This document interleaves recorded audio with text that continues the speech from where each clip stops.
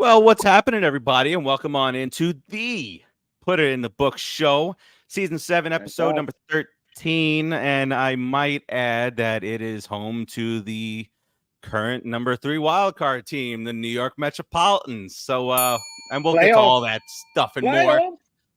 Oh man, May feels like an eternity ago. But I am Steve. As always, I got Rodriguez right down here. What's going on, sir? How's life treating you these days? What's up, brother? How's my team doing? Oh, yeah. If you know how my baseball team is doing, then you know how life is treating me right now. I'm feeling as good as my team is. I gotta be honest. It's a nice little stretch. But let me just say this real quick. The beginning of this show reminds me of something. You remember what somebody said to Spider-Man, with absolute power corrupts absolutely. Some kind of saying, like some kind of with superhero great thing. responsibility. With great power comes great responsibility. Right, exactly. I had it all wrong. However, the intent was there. The little fat producer here that we got that should really take heed in that phrase right now, because I think, see, there he is. See.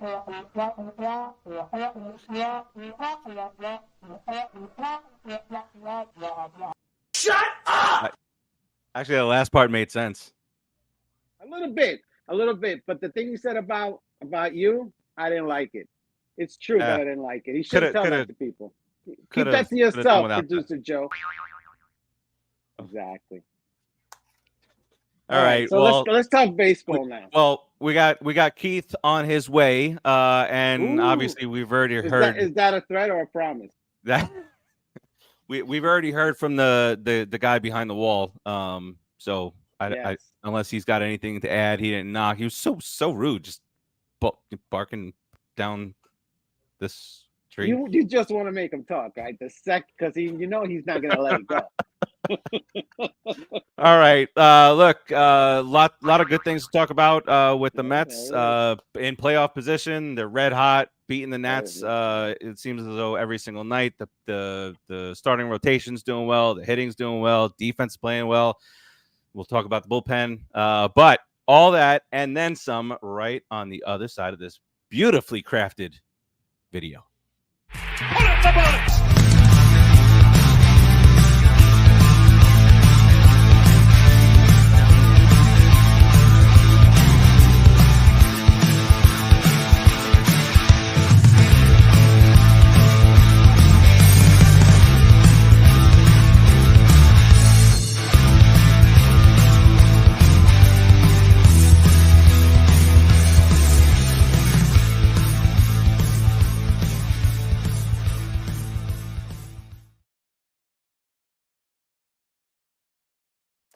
All right, welcome back in, everybody. You don't have to tag me in a post about the show. I didn't tag you. I tagged everyone. You're just part of everyone. I should not be. I'm shouting out to the world. Come watch. Don't include me with the rest of the world, though. Keep me separate. That's true. Yeah, especially the producer back there, the bubbles. All right, so you know what he's doing. The voices. Voices in our head. All right, that's coming off. Producer Joe's head. but we don't want to hear it. He's got the microphone right here. All right, Mets coming off a 3-game sweep of the Nationals. Went pretty well in this series. Brandon Nimmo scored the non-all-star, scorching hot. You got Lindor with a 3-hit night, Bader with a 3-hit night. All the guys Taylor, that could be all back-to-back nights with triples. No, but not Tyrone. But the Nimmo and the Lindor thing, both of those guys. Iglesias, Vientos, dude, Alvarez, these guys, they're all coming through. All right, but let's start off with I want to start with the All-Star deal here. With the snubs. And you look at it and you see in Lindor's case, true, right? He's only in WAR. The only guy who he's behind in all of baseball at shortstop is Bobby Witt Jr. That's it. All right. After that, what was he batting 160 through the first whatever amount of games?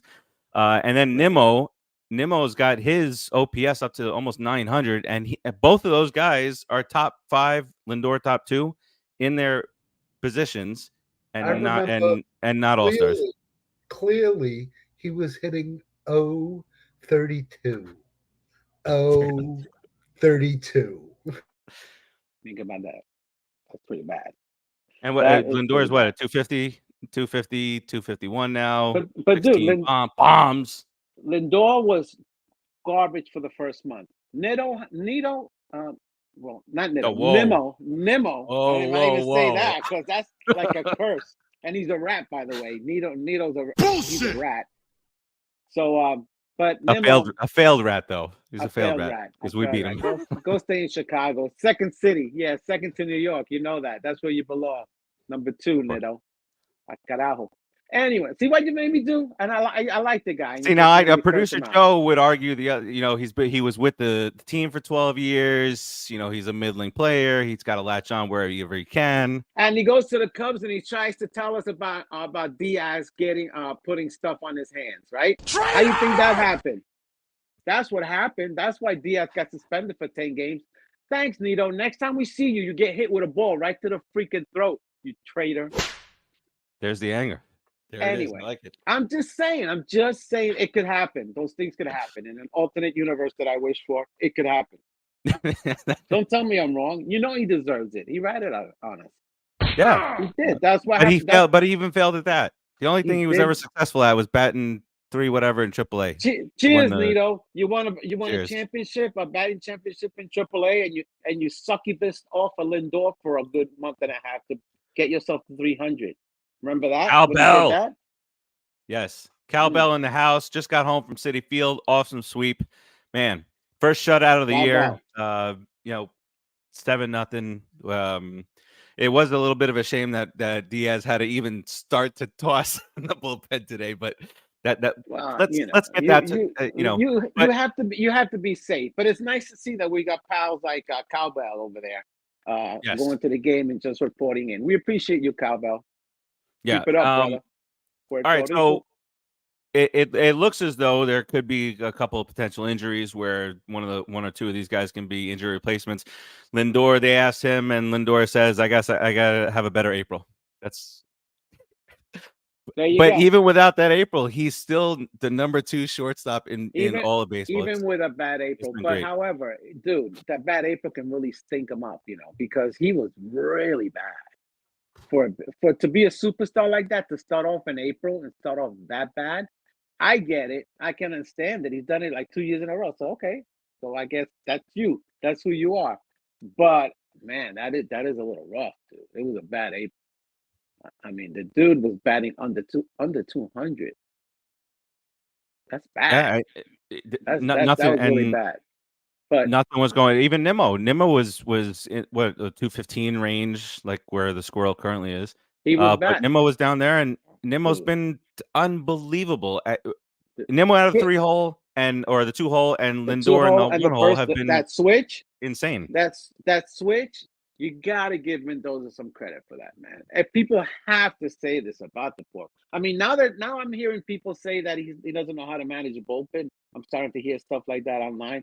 I don't even, you know what? I wouldn't even say anything about it, but the guy has done a phenomenal job with this team. We're above 500 a lot of times because of him. A lot of it because of him. Yeah! He's done a real good job. 11 below at one point. Dude, we were 11 below. By the way, did anybody catch that stat? Like, just boggled the shit out of my mind yesterday when they were talking about Lindor. Lindor as the leadoff hitter of the game, not any other at bats, since being moved into the leadoff position, has an on base percentage over 500. He is getting on base over 50% of the time as the leadoff batter. Dude, he's killing it. He's killing it. You know what happens when he's the leadoff guy? They start him off with a fastball right away. So what does he do? He's ready. He hits the fastball, hits it the other way, and don't forget everything with this team has been because of another player. The Mets are batting well right now because of JD Martinez, man. I didn't think he was going to be that big of an influence on this team, but the way he's taught these guys to be more patient at the plate, Pete still needs a little bit more teaching. That polar bear, he reaches a lot now still, but everyone seems to be doing the JD Martinez where they're going the opposite way. They're seeing the ball come in, and they don't have to pull it, they don't have to muscle it. They go the opposite way. They get a single, they get a double. They could even get easy home runs with all the power that's supplied by these pitchers. Now they throw 97 miles an hour. You can go the other way and hit the ball out easily. So you can be a big time baller if you just stay on the ball. So JD Martinez has been a big deal with helping Lindor, getting Nimmo to be Nimmo. Nimmo. He had three of his home runs in monster. a row to the opposite field. Nimmo. Do you see you see what Nimmo grew into? He grew into a franchise guy now. The Mets were patient. They closed their ears to whatever other people were saying, and closed their eyes, and they let Nimmo develop. And they saw what they could have had in him when he was a young kid, because he was signed as a really young player. He's been a Met for a long time. If anybody deserves to be captain on this team, it's that guy. If I'm going to be a little bit biased here, he's a true blue Met. I mean, this kid is fantastic.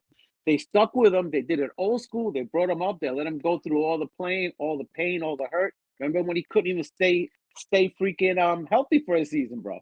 He couldn't even do that. Remember, it was always the something. neck thing. It was the this, the that. It was always something. And finally, he learned how to make himself into a major league ball player. Otherwise, he was out the league. So he did it. They stuck with him. And look what you got now. You got a guy hitting 16, 17 home runs at the half. Leads the team in RBI at a great percentage. Leads the team as a second place hitter in RBIs. And the only thing that Nimmo can't do is throw. Today. He's like Piazza. He can't throw. But he's a fantastic ball player and everything else. Plays as well as he can on defense. Always hustles. Is a team first guy. You got yourself a franchise guy there. A guy that you keep his whole career, and he represents your team well. By the way, what the one knock? He should be an all-star. He should be an all-star. Yes, the one knock I guess on him was that he wasn't stealing bases, and we were like, okay, don't steal bases because we don't want you to get injured. You get hurt, right? Remember we said that? But he's almost to double digits now, and so now it's like now he's just starting to pile on. So now we know he can hit for average. He's bulking that up. He's up to 252 from like 215. His on base now back up to 365. That had suffered also. His OPS is 831, which is excellent. Dude, and now he's got 8 stolen bases on top of the power. I don't even want him to RBI. Dude, I know. If he runs, let him run once in a blue moon. That's fine. But the power is a couple of triples. It's ridiculous. 6'2", 200 pounds. He's a big dude. Remember that. So if he hits you 25 to 30 home runs, that's not bad. That's not bad. He does that for the next 5 years. That's not bad at all. and by the way, you can already kind of see that the Mets got him on the cheap for what he is doing. Well, listen, they're paying him. Let's not define cheap. Yeah, but when he's in the same conversation over even over a segment of the season as Bryce Harper and Shohei Ohtani's third in whatever category that was, like he's making nowhere near that kind of money, but he's got the production.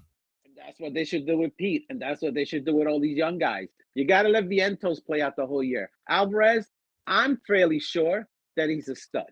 Alvarez, unless something goes horribly wrong with Alvarez, he's a stud. He's a stud catcher. Okay. Well, God willing, he's 80% of Yachty. We'll take that. That's a pretty good defensive catcher. His baseball IQ is insane. Dude, I appreciate the kid. Trust me. I want him to stay in that forever. That's why. Let's see how he finishes out. I think he's golden. Vientos, whatever. But get these guys while they're young, like the Braves do. Sign these guys to long-term contracts while they're young, like the Braves do, and you have yourself a really good nucleus. Because I don't care what you say about Pete. Pete's a baller. Pete Alonso, the polar bear's a baller. That's the guy you keep. This kid Alvarez, that's a keeper. If Vientos is what he is, it turns out to be, or I'm just saying, if Vientos is what he is right now, he's a keeper. I mean, the dude has Oh, monster power. he's third baseman for the next monster power. And guess 17, who's 18 favorite? years. Who was his favorite Met ball player? His dad grew up a Mets fan. His favorite Met was David Wright. That's right. So how That's do you right. think one of us? It's the same as if one of us was out there playing our favorite player's position. It's a dream come true. So you know you're gonna have to hustle. And the mustache, dude, whatever he uses for that mustache, really helped. When he came back, he had the stash. He was ready to go. It was definitely necessary. All right. You bring up Pete. You know, you've seen a lot of discussion over the last, actually since the players only meeting. Players only jacket. Since the players only meeting. But you guys are both doing it at the same time. Out in. In and out, in and out. That's how you were born. That's how you were made. In and out. Welcome back. Your dreams were I feel like I'm upset by this. Yeah, okay. welcome back to that same old place that you laughed about. Good place for a little jamming. What's up, guys? What's up, Keith? How's it going? What's up, Keith? Hey, buddy. We're just talking about how awful the season has been, and we're throwing in the towel. And I don't like what Joe's doing. Joe's being Joe. I think we need to DFA YSA. Nimmo. Yeah, it's been horrible. Well, all right. So we talked about. Is this how we're staying? What are we doing? Just keep talking. Papa say Makusa. Don't pay him any mind. Yes. All right. So pay my mind. All right. So Keith, just to catch up, we went through the snubs that were our all-stars, our shortstop and our left field, sometimes center fielder. I'm glad I wasn't part of that conversation because it would have been nothing but anger. You're a very angry guy. Rodriguez got angry.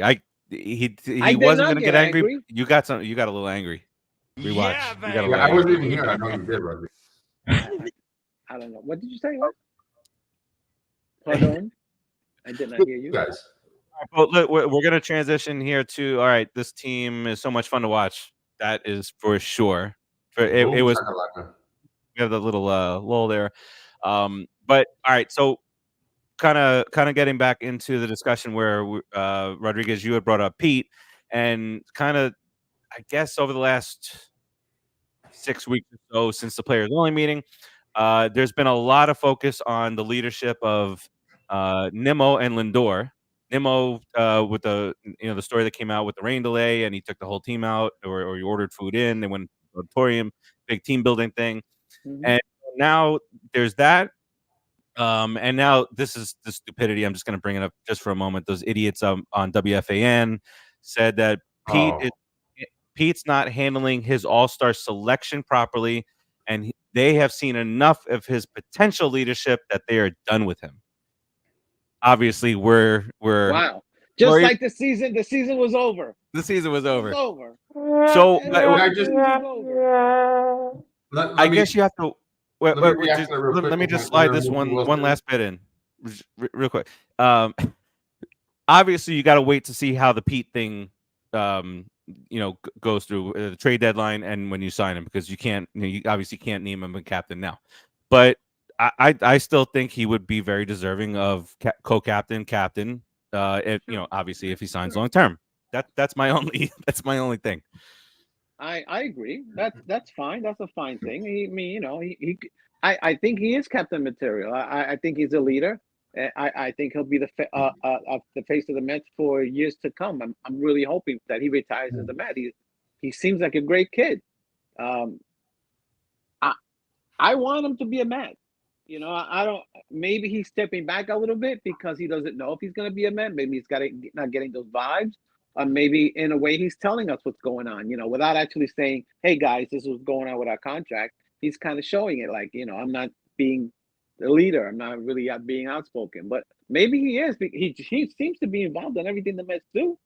He's running around singing "Oh my God" and doing all these and saying all these things. I mean, he's doing great. So, showing off the dance moves, right? Showing off those funky polar bear moves. He's funky. All right, Keith, what you got on this? Okay, so, and I've told the story before, so I'll make it really short. A long time ago, I was waiting online for tickets for the Mets. It was back in probably the late 80s. Opening season, me and George were waiting for tickets. Mookie Wilson, some of the players would walk around and talk to the fans. And I had said to Mookie, and I was probably about 13, 14, hey, on WFAN, they said this. And he said, hey, pretty boy.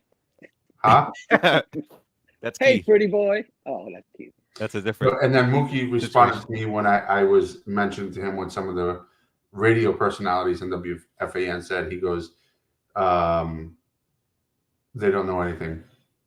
They've never even played the game. They just talk. Don't pay attention to them and enjoy the game. That's kind of the same thing with Pete, right? Because these guys in WFAN, they're just trying to get clicks. They're just trying to get listeners. Truth of the matter is, Keith. They called him selfish. Just Pete Alonso is on a walk here. How are they gonna call him selfish? Just because Pete is whatever everybody else wants to say, nobody truly knows his heart. The guy is on the team, like you said, Farace. He's all up in his OMG thing. He's with his team. He celebrates. We have no idea what goes on in the locker room. We have no idea what goes on after the game. Maybe they'll have a WhatsApp chat and he's leading them all in there. We don't know. And so to make those kind of assumptions are crazy. And if he's going to be some kind of a captain or co-captain, that's to me a choice that the players have to make, not so much the coaches or management up in the office. That's something the players need to make. I think also Lindor probably has a good shot. How about a tripod? A little tripod going? A little Lindor, little Nimmo, little Alonso, a little tripod going. You know, why do you have to phrase it like that? Just make a tripod. You just make it weird. You do make it a little weird there, Long Dong Silver. But a tripod, he calls it. I think that the media has no idea, and they're just looking for clicks. They're looking for bait. They're looking to cause a stir so they can get that extra listener in terms of the WFAN folks. And what about the other clown, the guy who went to jail for the gambling? Now we're going to induct him into the New York State Broadcasting Hall of Fame for stupid, horrible takes. Who's going to the New York State? What's his? What was the guy's name? The guy who went to jail. Oh. Yeah. What happened to him? He's off the field. What did he do wrong now? No, he's got a national show now. He moved up. He moved up after going to jail. What's his name? God. All right. What's his name? Nobody's got it. We don't know what he's on mute. He might have the name. Oh, He's on mute. He might know the name, but he's just not able to tell us because he's on mute. With Carton, Craig. Carlton? I don't like you guys right now. Yeah. Oh, Michael, you don't know what's in your brain? Craig Carton. He's going into the New York State Broadcasters Hall of Fame because of his amazing. Keith's still on mute. I don't know what's happening. Can Keith hear me? Because you're on mute, buddy. He used to do the show with Evan Roberts. Hi. Yes, yeah. Craig Carton. Yeah. Carton and Robert. Right. So anyway, so he's got his own show now, and now he's going to the Hall of Fame for some reason. The New York State Broadcasters Hall of Fame. Let's put it back on the scale it belongs. That's exactly what I said. I read it. Is it? I think so. I know that the producer has a lot of other things to do rather than listen to the show, but I do, man. I'm watching forget it. I'm watching Lost season. Nobody's asking. He's watching Lost while he's lost. While he's producing the show. He's lost. But I mean, I love Evan Roberts. I think Evan Roberts is great. Yeah, Evan Roberts is good. He's pretty good. I listen to his Rico Bronya podcast. It's pretty cool. Gambler extraordinaire. Yeah, Craig, right, Hervé. Craig Carton. I was not a big fan of his. Listen, everybody, he was a gambler. He did this. Okay, everybody gets a second chance. Everybody screws up. If you're gonna point fingers at somebody from screwing up, then geez, you must be perfect. But I just don't like his Joe. I just don't like his broadcast style. He just yells too much. I feel like when he's talking and I'm listening to a show, I can almost envision the spit flying out of his mouth. I feel like I just don't like him. You know? I threw up in my mouth a little bit. That's my taste. You know, good luck for him. Glad he made it. Take care. Brush your hair. I don't want to hear your shit no more. But I do like Evan Roberts. I think Evan Roberts is good. I like Tiki Barber more than I like Craig Carter. Right now. All right. Let's. I want to move on to the start and pitching, and the big difference that has been shown over each of the starting pitchers' last 5-6 starts, which just by the way coincides with the large baseball IQ that sits behind home plate in Mr. Alvarez. The biggest difference that I think, and Rodriguez, you disagree with me on this, and Keith, you of course will disagree with me on this somehow. But Quintana, his last 6 starts, he's got an ERA of 0.89, going 7 innings, going 6 1/3. So going a little bit further, being more efficient with his pitches. And again, this all coincides with the return of Alvarez. And you can see the chart is, it's Alvarez, not Alvarez ERA. Alvarez is back. So what you think on that, Rodriguez? Why would I disagree with you? Cowbell. Why would I disagree with you on that? That's no. I was saying that. right. No, I was saying that Quintana was the biggest turnaround, and you might disagree with me on that. I don't because I've seen him go 6 and 7 innings. I've seen him do good. However, he's on my squad, by the way. So let's not talk about me not agreeing, right? So I picked him up. I had Peterson against. Well, there you go. The guy behind the wall there. Okay, so good for you. Good job. So I understand what Quintana's doing. And the thing with Alvarez is he's very animated behind the plate. You see that he moves a lot. He's coming up, he's coming down, he's coming low. He's doing all these things that you do when you're basically playing pony. But Michael J. Fox moves a lot, and he ain't playing catcher. Wow, that was rude, man. That was rude on Michael J. Poor Michael J. Fox. That was just a shot, man. Mets are 29 and 13 in games which Why? Alvarez plays. You see that? Well, I guess we got to look at the source on that last comment. He's doing a great job behind the plate. Okay, I'm hoping that he starts learning how to throw people out a little bit more because compared to the other catches on, it's like a slingshot, man. This Luis Torrens kid throws missiles. I mean, it's great to have. We have a really nice combination, really nice catching combination, and I love Alvarez, man. I'm hoping he's a Met for a long, long time if he stays that way. But you're right. You're 100% right. He's a huge part of the pitching staff, all going 6 and 7 innings, all being more efficient, all of them being more aggressive. Because you could be aggressive and still throw pitches around the strike zone. You don't have to throw them out of the strike zone all the time. Sometimes you have to come into the zone and just jam somebody or make them step away or do something. And he's making the pitchers do that. They got confidence in him. I think he's the starters with the catch and duo that we have. We're solid, and if Senga comes back to any form, we're solider. There's only one thing that's bad, and you guys know. Solider. Again, Keith, Sean Manaya's ERA when thrown to Alvarez 1.33. Everybody else 5.17.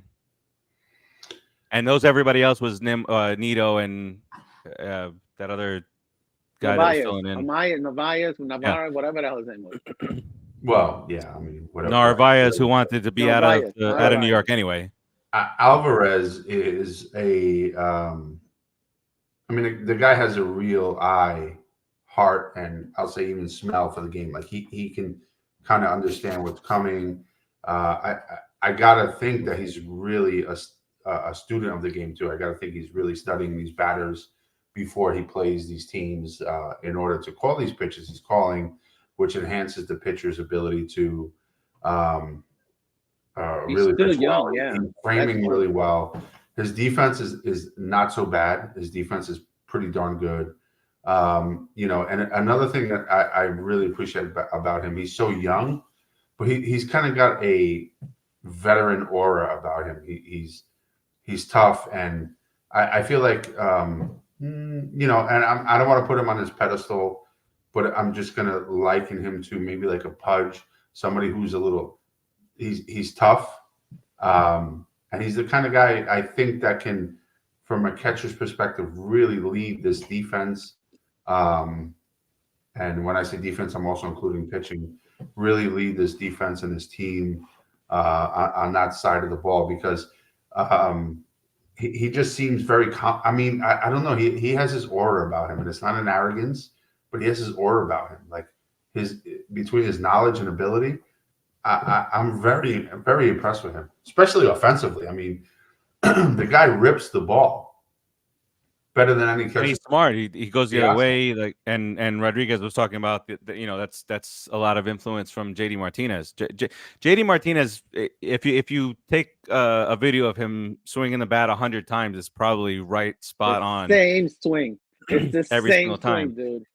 And he'll use that same swing to drive the ball to right center field. He'll use the same swing to drive the ball into the 20th row and down the left field line.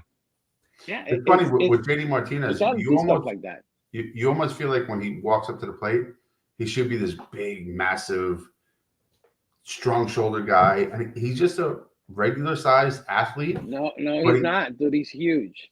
Right, but compared to some of these other players he stands next to, he's not so huge.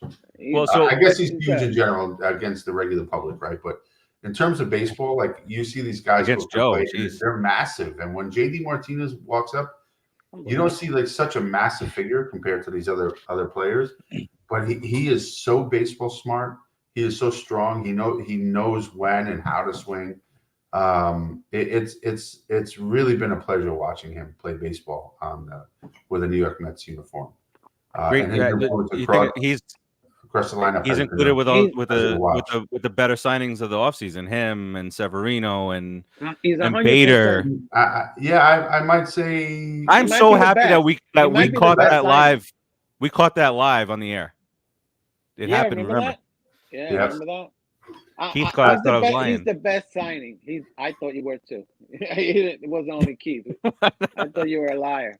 But yeah, he's a great signing, dude. If he's made this team an offensive juggernaut, if they follow him the same way it seems that they are, I mean, it looks like that to me. I don't know what you guys think, but I think that they're all doing the same thing that JD tells them: go the opposite way, hit it hard, and their swings reflect it. You know, the only one that's not doing it is McNeil. He keeps trying to pull the freaking ball. No, he pulls that outside pitch. Why? Let him, because we got Iglesias. We have Iglesias out there. By the way, Iglesias hit it 530 with runners in scoring position. Iglesias is sick, but he's not going to last that long. McNeil is still could be still could be a 300 hitter if he just goes the other way. He keeps trying to pull everything. I don't understand why. But even ground ball. But I don't know. You see the guy who was a batting champion, and then it's July 11th now, and for a guy like him who hit what he has hit to not be able to figure it out at this point, it's really concerning. He looks lost. He definitely looks lost. He reaches for pitches that he would never reach for before. He does the golf swing that Rodriguez loves so much on a lot of pitches. Has he even done the new celebration? Has he even done it? Yeah, he's done it. He's got nothing to celebrate. It's like once or twice, not many times. Not he's got nothing to celebrate. He had that one game when he hit all his hits, and everyone's like, he's back. That's it. Yeah, he's not back. Then he wanted to pull everything again and golf and play golf. Hervey's saying he's hurt. He has elbow damage. I mean, maybe, but then take him out. I don't think he has elbow damage, but the way he swings the bat, he's pulling a lot of. He pulls the ball down. He's pulling everything, dude. He's not going with the ball. You could just watch his at bats today. You'll see him pull everything outside. All you got to do is throw a pitch which is below the strikeout down the middle, and he'll swing and miss every time. That's what I see. I'm seeing his footwork and the fact that he's turning his wrist over and pulling everything down on the ground. He'll get an occasional pop because he swings low now, like a golfer. He'll get that occasional fast twitch or high home run. You know, a line drive home run or a high home run. That's what he'll hit. But he's not trying to be a hitter anymore. They should send him to the minors for 10 games. Let him rake. They really should send him to the minors. Let him play against these other kids. Get that confidence. I'm trying to fix a tree for Frank. Hold on. You're leaning. You're leaning slightly to the left there, Keith. It's not moving, Frank. Sorry. Acuna down in the minor leagues now for the season at 261, 5 home runs, 31 RBI, 29 stolen bases. He ain't ready. AAA. Let him finish the year. He ain't ready. You can say that. What are those numbers again for Acuna? 261, 5 home runs, 31 RBI, 29 stolen bases. He's in triple or double? Triple. Hey, I think he's better suited in double A right now. But that's it, Keith. I don't think that's too bad, but I like to see him getting close to 300 in AAA before they even bring him up. At least get your average up to 300, or get another 10 home runs or something like that before you bring him up. Let him stay the whole season there. That's the way I see it. Yeah, you hit 300, you don't come up to the major leagues. I think the toughest competition is double A. But I think you said let him hit 300 before you bring him up. Yeah. It's like, yeah. Wait, are you agreeing with me? I don't think he needs to hit 300. I don't think he needs to hit 300. He sure does. Well, what if he does never hits 300? Acuna is a career minor leaguer. He's a career minor leaguer. If he hits 298, okay, I'll make that exception. But a 261 hitter in AAA shouldn't go up to the majors. The guys that hit over 300 should get shot to the major league job. Right. So that means that they're raking in AAA. Unless he's leading the league in RBIs and home runs. Right. Exactly. Exactly. He's not his brother. Let's be honest. He's got a lot of potential. Not yet. But it's also his first season, first few games in AAA. All right. That's not enough. Go hit 300. Don't go hit 300 over a season, you little weasel. He sucks. All right. All right. All right. So the starting pitching has been great. The pen has not been so great. But we made a trade. So that's the starting kind of like a sign, fault, right? No. Yes. This is the starting pitching's fault. They wore them out. Okay? It's a delayed reaction, is what it is. They haven't been able to recover, and they didn't recover. But now that the starting pitcher started going 7 innings, the bullpen is slowly starting to recover. So, but I guess some guys are hurt now too. So our bullpen is when you get an 80 ERA over the last 10 games, you get hurt. You got to pitch 3 innings. So we got a new GM out here. Hey, Diekman was good yesterday, Terzio. Diekman was good yesterday. Listen, these guys need to pitch less. That's all there is to it. Like what Rodriguez said, guys got to pitch less, and the Mets need to continue making quick decisions on these pitchers who are stinking it up. And I do think that the trade that they made with the Rays is an indication of the Mets are gonna kind of go for things here. They're now, the trade deadline this year is July 31st. So it's just a few weeks away, and it's right after the All-Star break, basically. So you're starting to hear now. You start hearing teams be involved with different names out there of different teams that are out of it. So I think that's the Mets' starting point with the guy that they got from Tampa that pitched an inning today, 2 strikeouts. I can't think of his name right now, but that's how I roll. Was it Matos, or Malto, or something like that? Malted. Stanley. That's a new name. That's for real. Morton. Maddox? Anyway. Not Maddox. Matone. Bam. Matone. We were close. We were all close. We're Thanks, Diana. There he goes. Who sucks, Terzio? Who you talking about? DJ Stewart. I watched the status for DJ Stewart. He sucks. Oh, Terzio. Oh, it was Diekman. But Diekman pitched well yesterday. He's got to pitch a little bit less. Anyway. Pitch a little bit less. Rodriguez, what are you? Even though the performance has not been there, are you satisfied with the direction that the pen is now starting to kind of take with the starting pitching and the decision making, the quick yanks? Hey, you're out. You're done. I love the quick yanks. But I also like the way he's handling the pitching staff. He's doing a good job. when the manager comes in and says, "Get out, I got to bring you." Remember Ottavino? Ottavino was pissed that day. You know, whether he was pissed at himself or he was pissed at the manager, he was pissed that day. And you want to see that in your picture. You want to see that he knows that he really messed up. He just doesn't go, I had a bad day or whatever, let it go. It should really hurt you to have a shitty day, especially when you're a relief pitcher and you come in for one inning. You're a pitcher, you should be able to pitch a whole game if you're a real pitcher, or at least 5 innings, 3 innings, 4 innings. But you coming in for 1 inning, man, 1 inning, and you suck it. David Stearns, love it. Take these guys out. Send them to get operated on. Send DFA them. Do whatever you need to do. Bring some pitchers in here because we need to win. It's all about winning, right? We're in New York, so we have a chance. We have a good offense now. You know, we have our starting pitchers are going deeper into games. Our bullpen should have less work to do. Bring in new guys. Send the other guys away. That's the same thing. Keith, remember we used to talk about the old owners, how they would never do anything? And they would make you wait forever. And now these guys, they make the moves like that, right?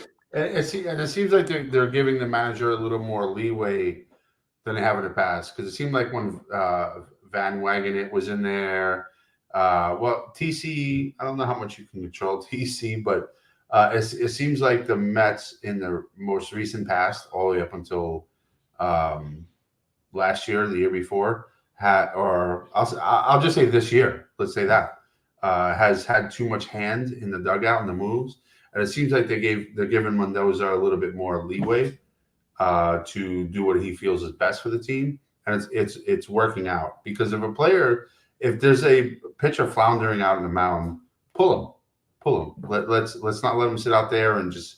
Don't let that coward pitching coach of ours stay in the dugout with his little pad and his hands folded. Yeah. Push him out there. Make him be a man. Go out there and talk to the guy. Sure, it's out there. Because we have the type of offense, if we're able to plug the bleeding somehow, which hasn't been something we're able to do so much recently, but if we're able to plug the bleeding, Joe's got boxing tampons next we have the kind of offense that can take the lead, you know?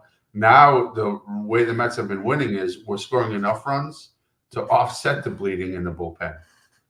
So hopefully they catch up, because they did have. I got a question.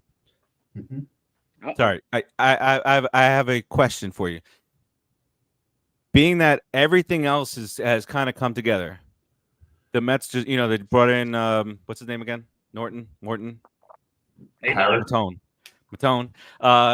They brought him in. He's had some success. Established success at the major league level.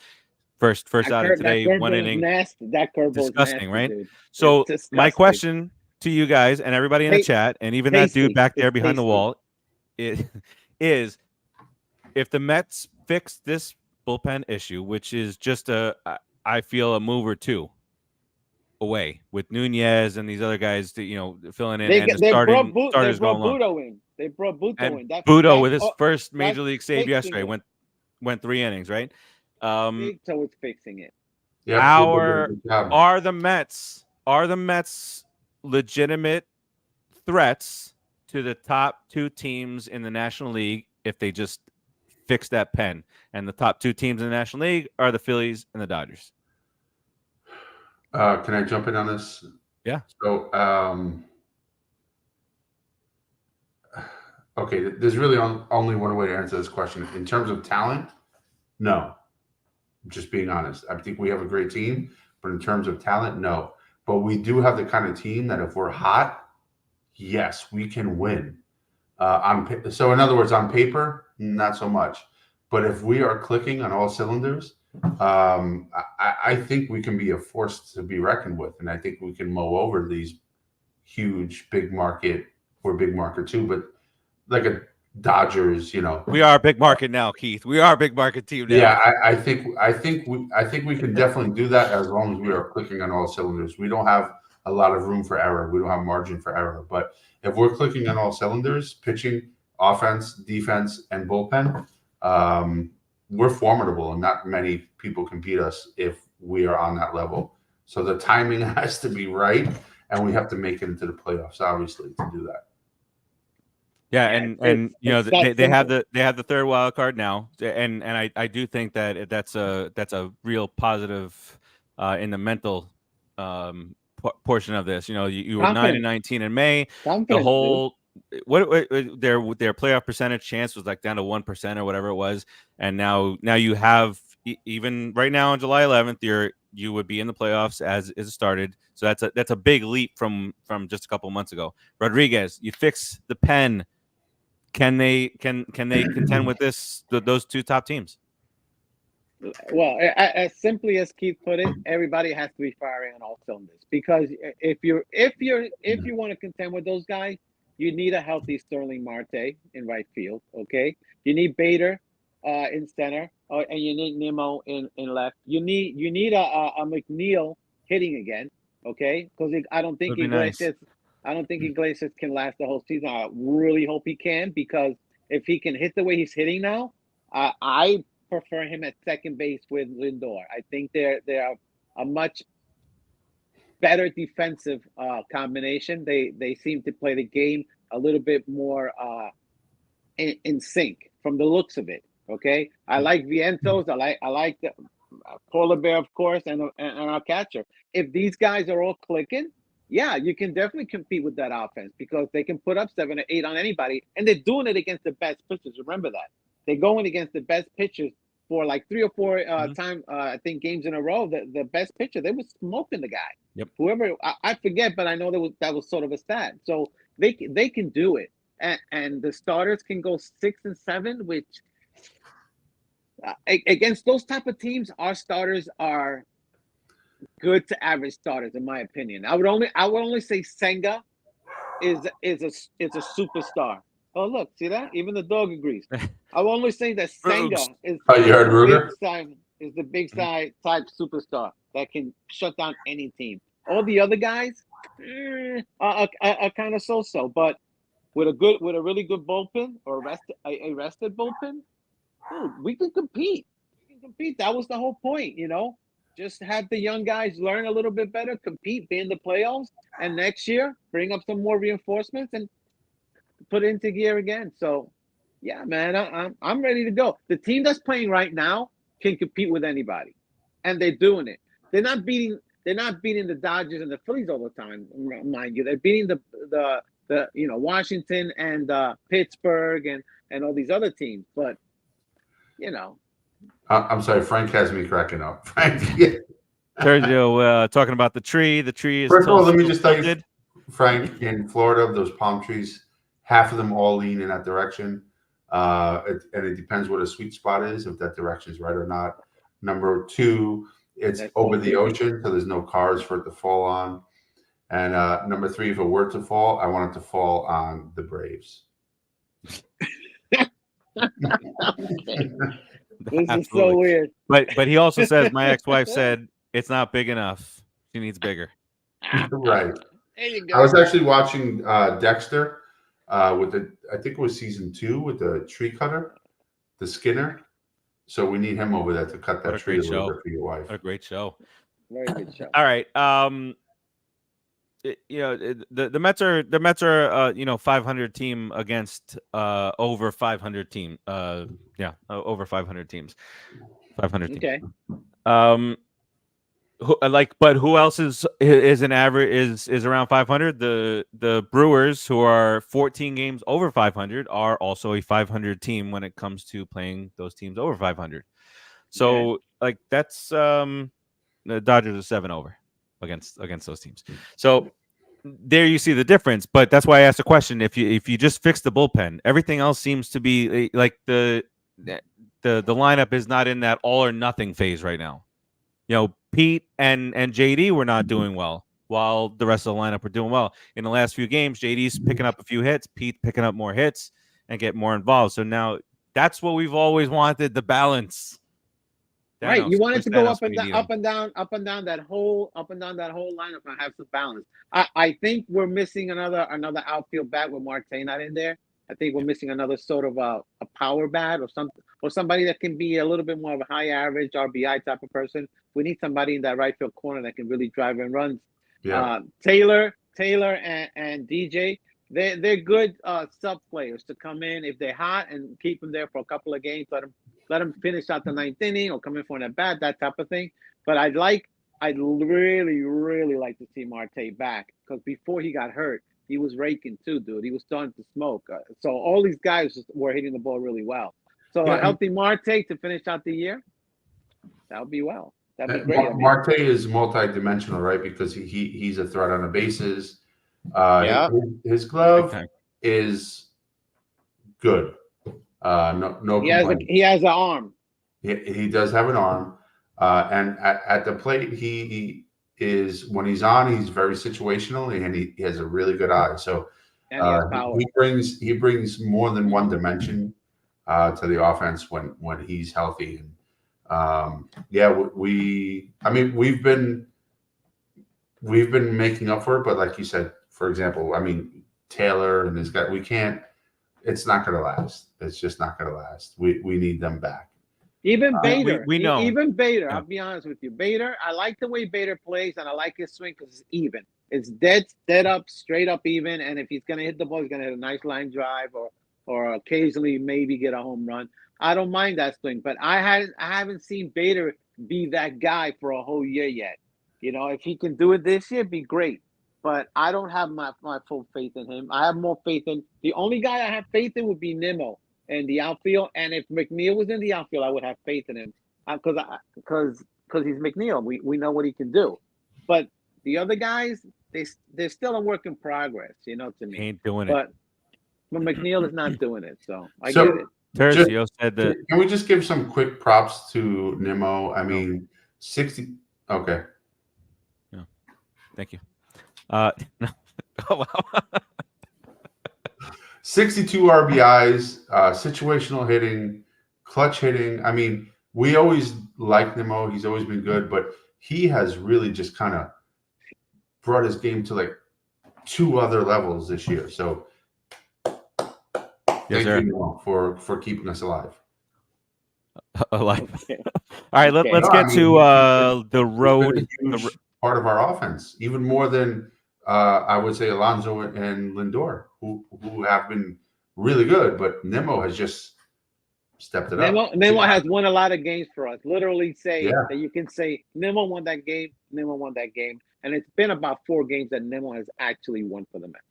Nimmo's gone to his curved tree A game, Frank said. Yes. To his Nemo. Okay. Oh. All right. Well, that's how this looks on here.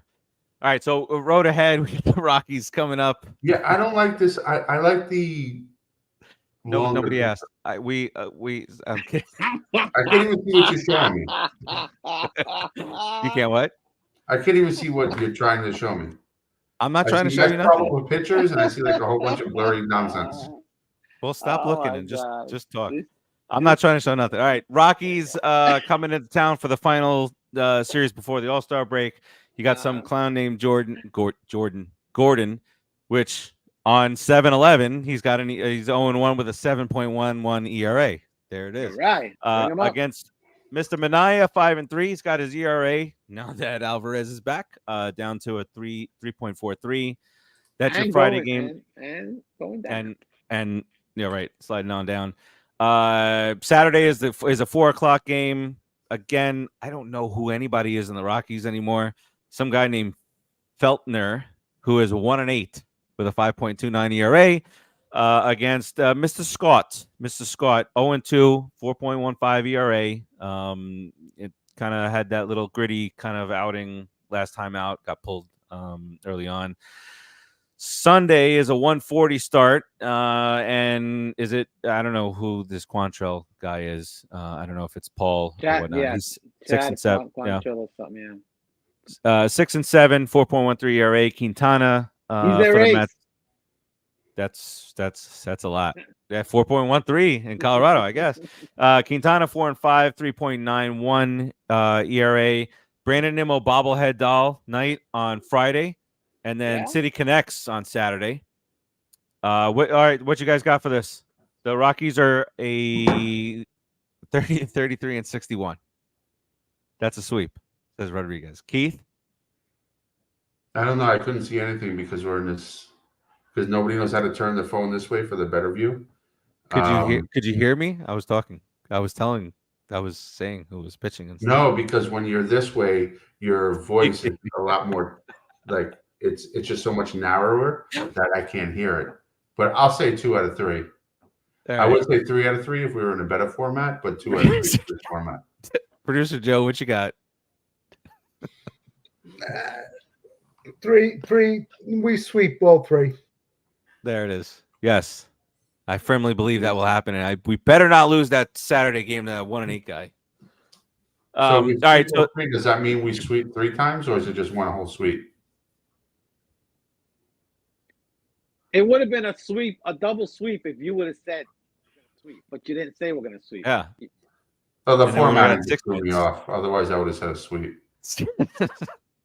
All right, and then you got the home run derby on Monday, All-Star game on Tuesday, and then the season resumes Friday. I think for everybody on Fridays. Mets are here. I didn't know it was a 4-game set. It's a 4-game set down in Miami. 7-10, 4-10, 140, and 640. And then they head to Yankee Stadium for 2. And then big series at home against the Braves after that Yankee series. So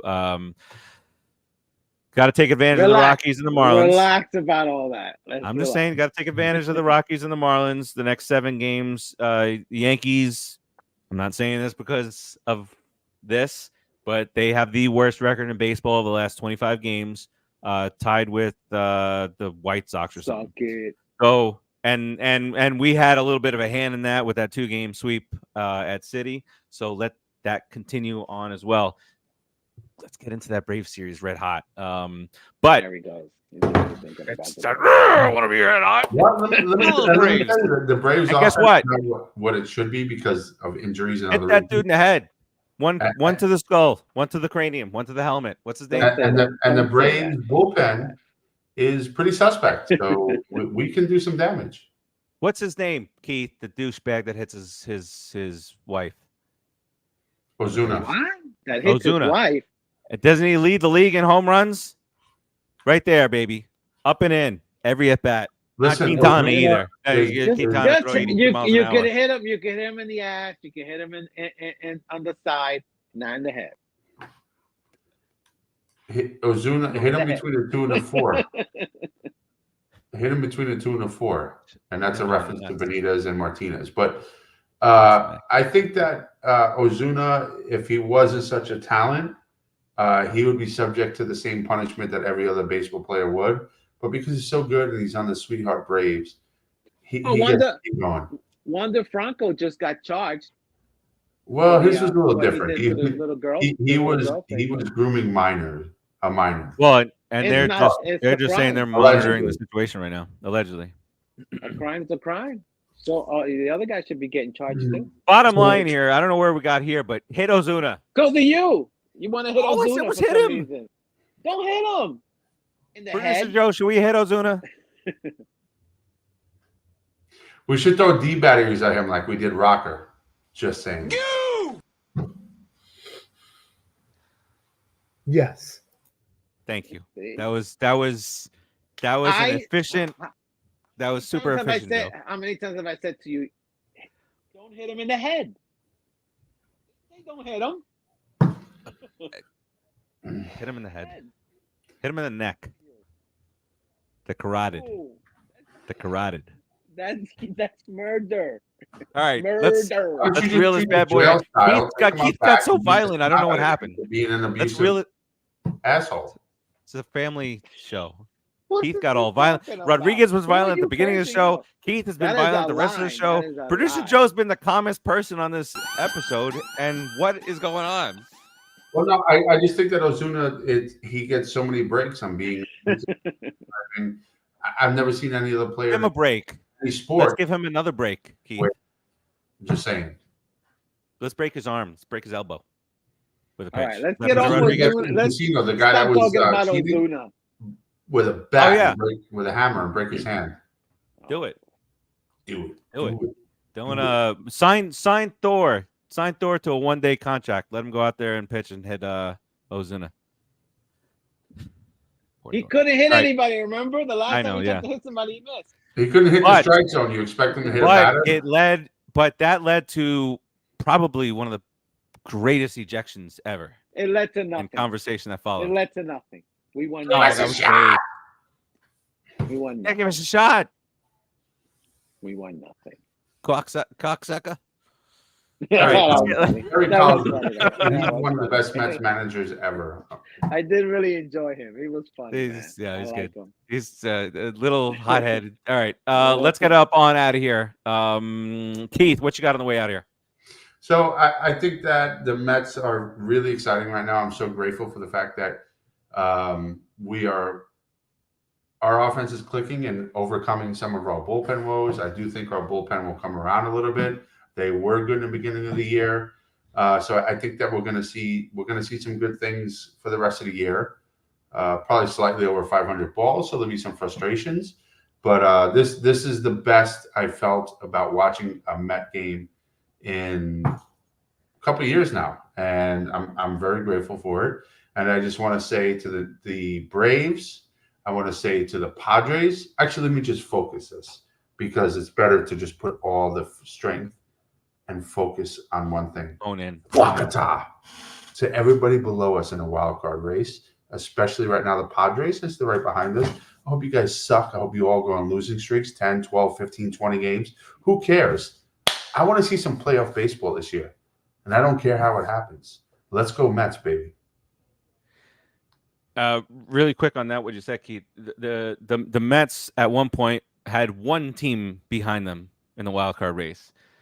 2, 4, 6, 8. Now you have 9 teams behind them.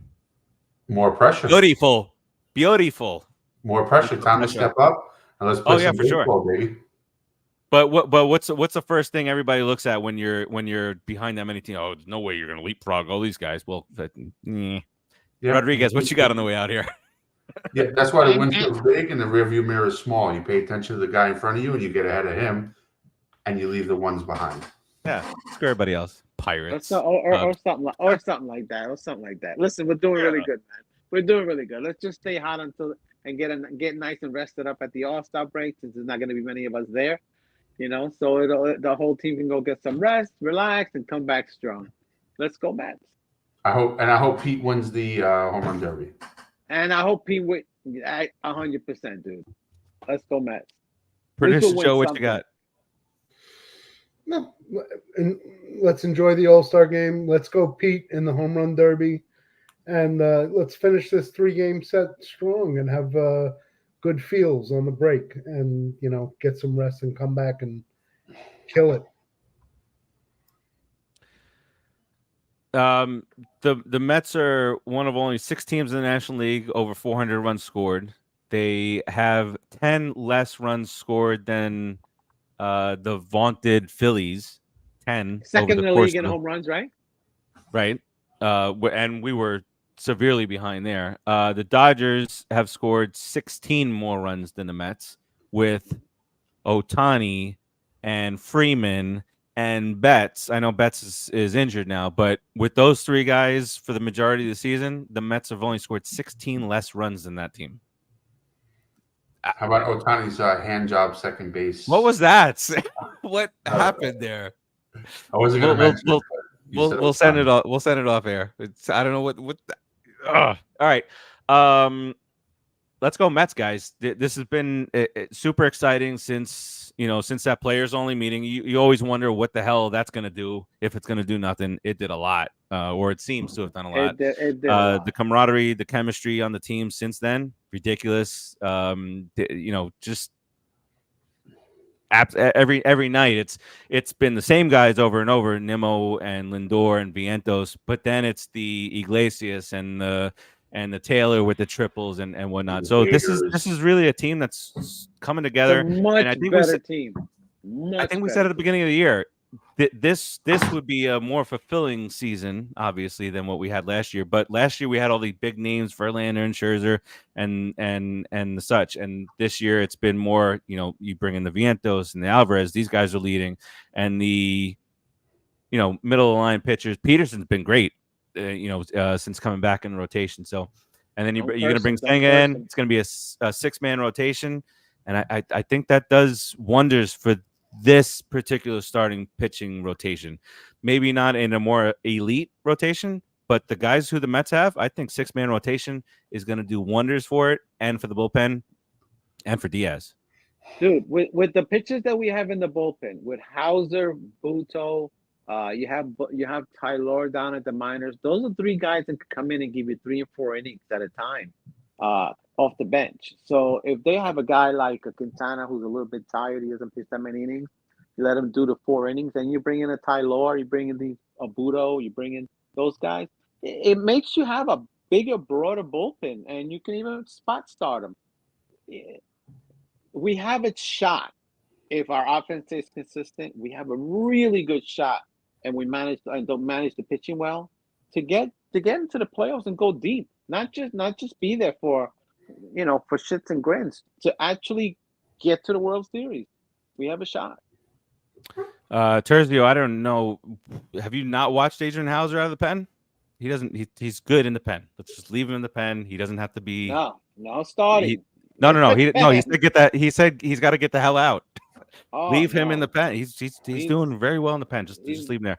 And to answer your question, they've scored 446 runs. The Mets. Not. I didn't say we've scored 400 more runs than anybody. All right, that does it. We out of here. We'll keep you updated on what's going on with the Mets over the weekend. That series going to All-Star break, and we'll be back here next week. Talk about the second half of what's turning into a really exciting Met season. So peace out, everybody, and we'll see you guys next week. Later, Frank. Put up the ball.